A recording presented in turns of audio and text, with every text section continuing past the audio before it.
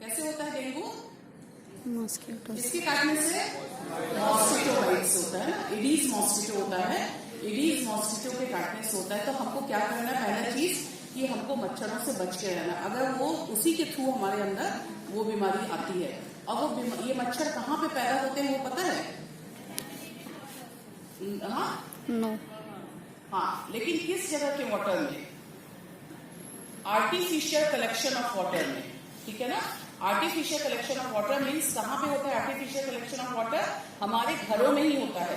घरों में कहाँ पर पानी होता है? हमारे घरों में।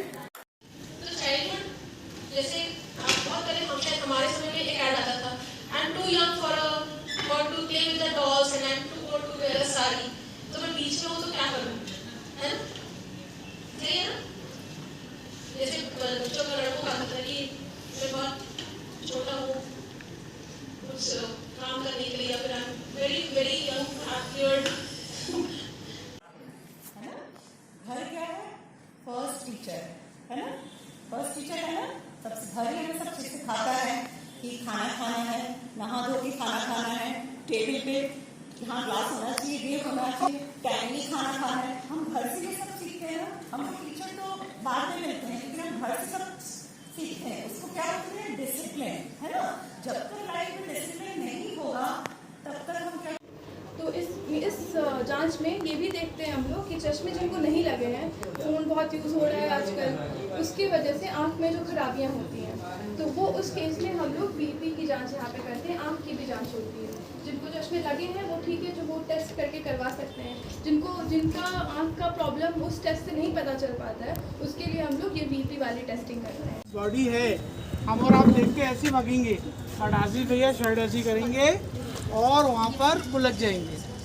मैंने अभी बताया था कि MBBS में हमने एक कैरेक्टर देखा था जिसकी दाढ़ी बड़ी थी और सेविंग किया था। मैंने यहाँ पर आया था एक सूर्य प्रसाद के समय पे एग्जाम्पल शो किया था मैंने। तो आसिफ भैया को देखा, हम लोग प्रसाद बांट रहे थे, आसिफ भैया ने शर्ट उठाई, उसकी सेविंग की, उनको नहलाया। मतलब अपने आप में आज भी एक बार जोरदार क्लैपिंग आसिफ भैया को। आप लोग बहुत सारे लोग नहीं थे, कुछ लोग थे, तो लगभग आप लोगों ने सुना। एक फिर थोड़े कम शब्दों में शुरू करते हैं। बेसिकली मोक्ष की शुरुआत, मोक्ष है क्या? आपने सब जगह देखा कि भाई लोगों की, जैसे आपको बोला गया आप रैन बसेरा आ रहे हो, आप मेडिकल विजिट जा रहे हो, आप वृद्धाश्रम विजिट जा रहे हो। मोक्ष वो संकल्पना है जहाँ किसी के पास कोई नहीं है, जिसके पास कोई ऑप्शंस नहीं है, उसके लिए मोक्ष काम करता है। मोक्ष लगभग 2002 से काम कर रहा है, 2001 से काम कर रहा है, और लास्ट 24 ईयर हो गया तब से। मोक्ष का कोई लगता कि कोई भी ऐसे लोग जो अननोन है, अनअटेंडेंट हैं, उनका प्रॉपर क्रिमिनेशन होना चाहिए, वो किसी भी कॉज के हो। क्योंकि अब आज तो समय बदल रहा है, तो लावारिस लोग जो हुआ करते थे, तो मोक्ष को लावारिस के वारिस के नाम से जाना जाने लगा। और पहली बार 2099 में एक शव का संस्कार किया गया, और ये सिलसिला चलता गया। और आज महाकौशल मध्य प्रदेश में अवार्डेड है मोक्ष। गुजरात में, MP के बहुत बड़े बड़े कई सारे जिलों में, दिल्ली में ह्यूमन राइट से मोक्ष को अवार्डेड दिया गया है मैनी टाइम।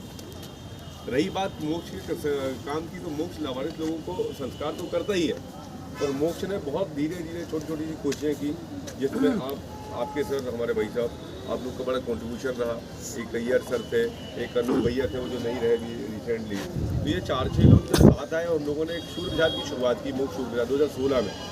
तो पहले कॉन्सेप्ट क्या था कि सड़कों में जो लोग पड़े हुए हैं, उनकी डेड बॉडीज पड़ी हुई हैं, उनके आगे पीछे कोई नहीं है, उनको छूने वाला कोई नहीं है, उनके रिलेटिव कोई नहीं है, तो उसका करेगा कौन?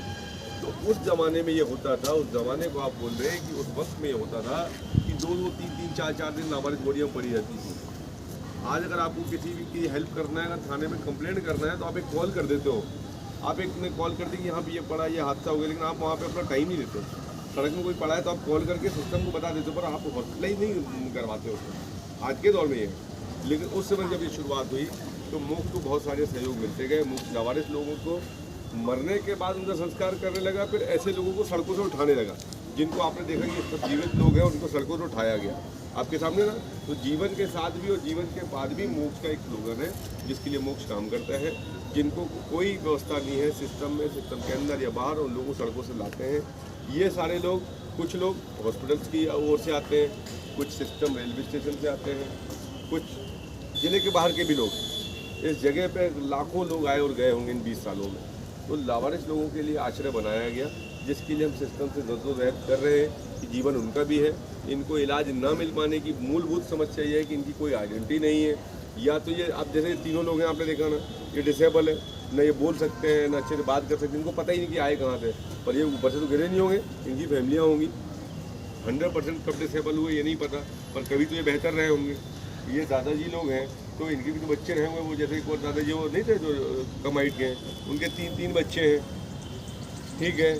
इन सबके रिलेटिव हैं, कोई ना कोई इनका है, पर वर्तमान में इनका कोई नहीं है। तो आपने उस पेड़ की छाया तब तक ली जब तक आपको ज़रूरत थी, और जब उस पेड़ को पानी देने की बात आई तो आप दूर दूर तक नज़र आते नहीं। ये प्रैक्टिकली लाइफ है, तो ये सबके साथ नहीं होता, पर ऐसा होता है जो आपके सामने है। और बहुत सारे लोगों को हम रखना चाहते हैं। अब जैसे हम क्या चाहते हैं कि हमको डेली 10 टाइम्स कॉल आती हैं। कल रात से रात को 12 बजे कॉल आया कि एक अम्मा पड़ी हुई है, अब मैं उनको ले भी आऊँ, कई बार चाहे के भी अपन चीज़ें नहीं कर पाते कि उनको गैंग्रीन है, अब वो पड़ी है, उनको घाव है, तो उनको अपन ने कहा कि भाई आप 108 से हॉस्पिटल भिजवा दो, वहाँ से हम पिक कर लेंगे।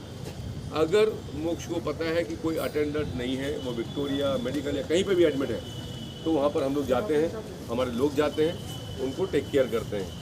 तो मोक्ष का कॉन्सेप्ट ये है बच्चे कि सबसे पहले तो खुद को कैपेबल करो। जैसे मैंने तुमको बताया कि मैं खुद जॉब करता हूँ 20 ईयर से, मैंने एक कंप्रोमाइज़ की अपनी जॉब में, मैंने शहर नहीं छोड़ा। अगर मैं चाहता तो मैं आज हायर लेवल पे अच्छा सैलरी पैकेज ले सकता था। टेल टाइम भी ठीक हूँ, एवरेज में ठीक हूँ अभी, पर पैसा ऐसा डजेंट मैटर है, पैसा इतना ही चाहिए जितने में काम होता रहे, और मेरे पास बहुत पैसा है इस मामले में, क्योंकि मेरे पास इतना सारा पैसा मैंने खड़ा कर रखा, मुझे पैसे की नीड नहीं है ना। तो आपको अपने लिए पहले अपने ड्रीम्स पूरे करो, कुछ बन जाओ।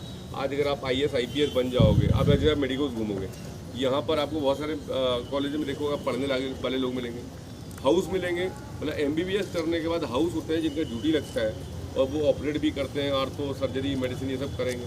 पर यहाँ पे आपको सुपीरियर भी मिलेंगे, आप नवनीत सर से मिलोगे जो डीन है, 2 टाइम्स डीन बन चुके हैं। तो सबसे पहले आपको खुद को प्रूव करना हो।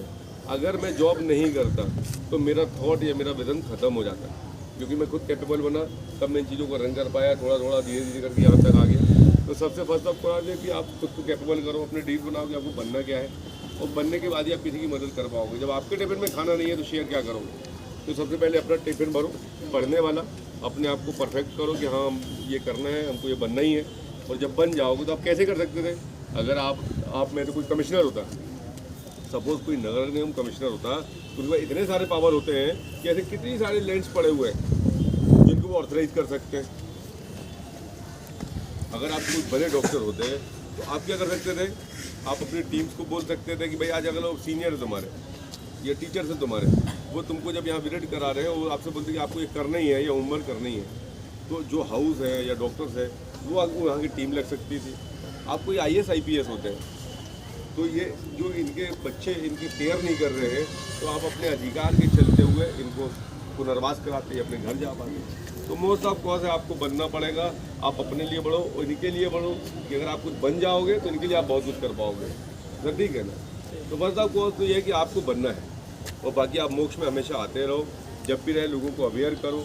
आपको कहीं ऐसा मिल जाएगा कि नहीं इसमें कुछ करना है, आप मेरा नंबर सेव करो, सर से मेरा नंबर लो, मेरा नंबर आप सर्च करोगे ना, आप कंट्रोल रूम में भी मेरा नंबर मांगोगे तो आपको मिलेगा, पुलिस कंट्रोल रूम में नंबर मांगोगे तो मिलेगा, कलेक्टर कंट्रोल रूम में नंबर मांगोगे तो मिलेगा।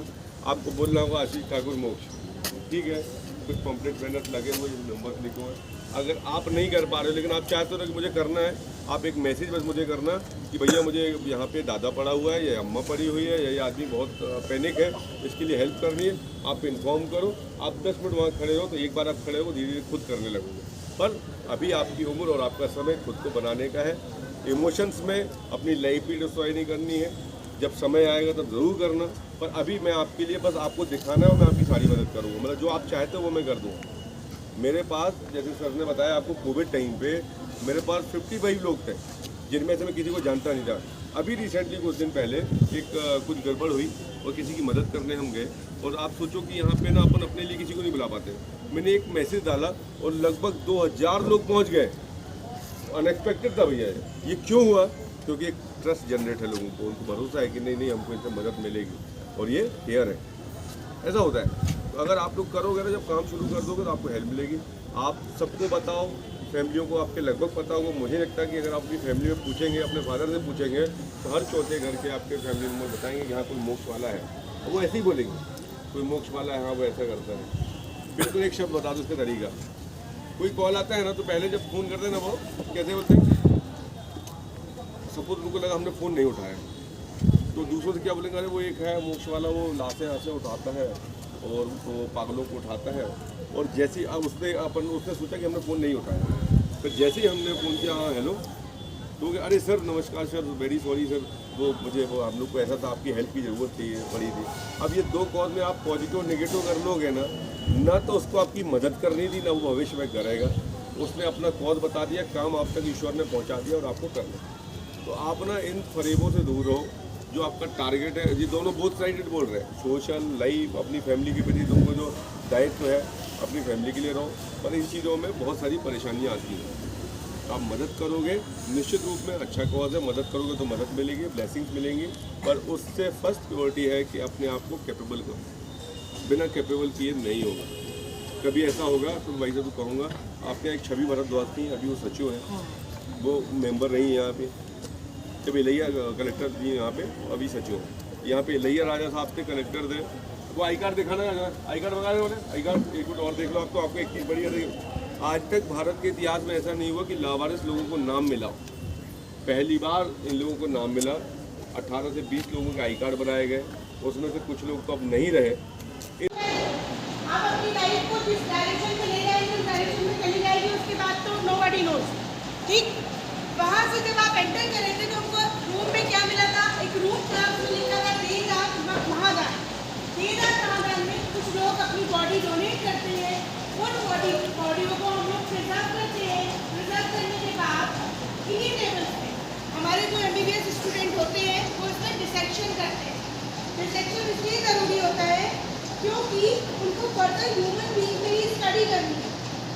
अभी आपको नहीं पता है कौन सी आर्टरी कहाँ पर है, आपको नहीं पता। हम डॉक्टर के पास जाते हैं, वो ऐसे हाथ पकड़ लेता है, पकड़ नहीं क्या करता है और छोड़ देता है। एक कान में स्टेक लगाता है, कभी कहता है जोर से सांस लो, कभी आमी लगता है, कभी पीछे लगता है।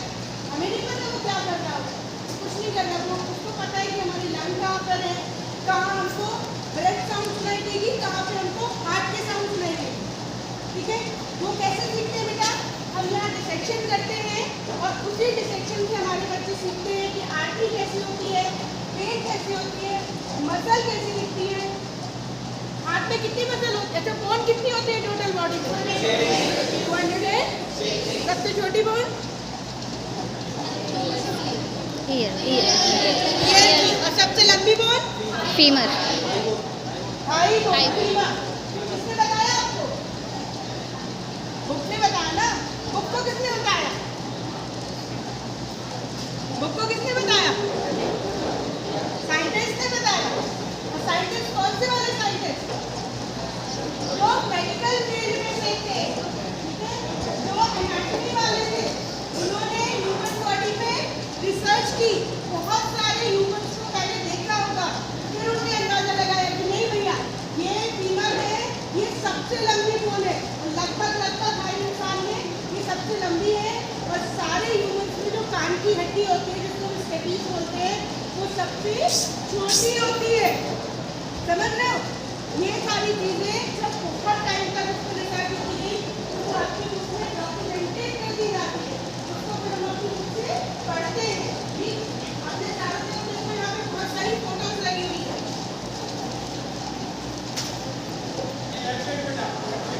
बहुत सारी फोटो लगी हुई है।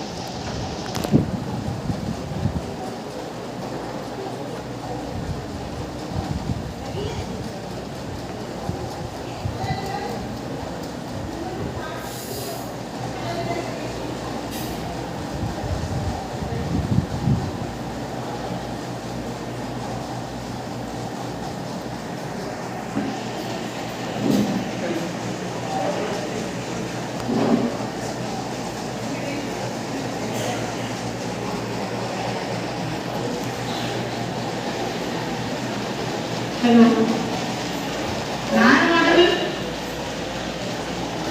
आप लोग के आवाज कुछ ज़्यादा आई है। देखो आप में बहुत सारे बच्चे यहाँ आएंगे अगले साल, नहीं तो उसके 2 साल बाद आएंगे।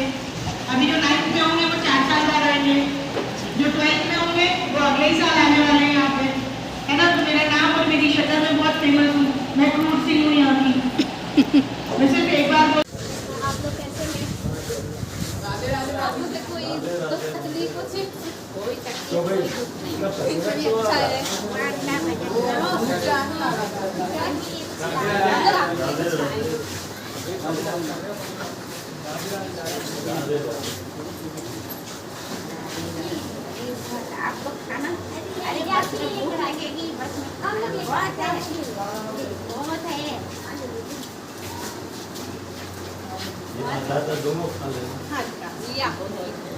नहीं नहीं आप लीजिए ना ये हम दोनों नहीं नहीं ऐसा नहीं होता दादाजी तुम्हारे आशीर्वाद है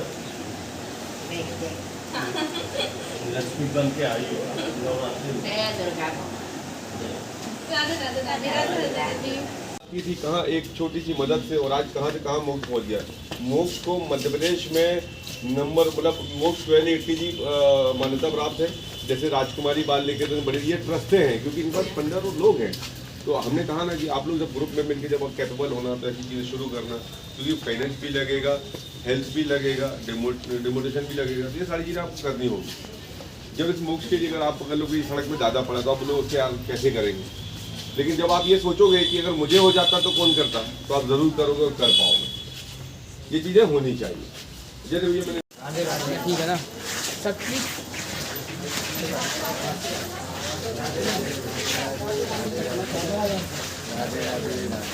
राधे राधे नमस्ते अंकल।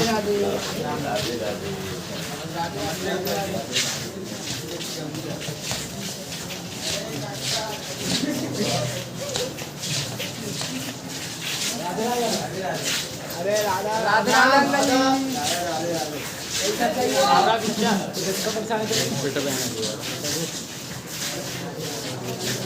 अरे तो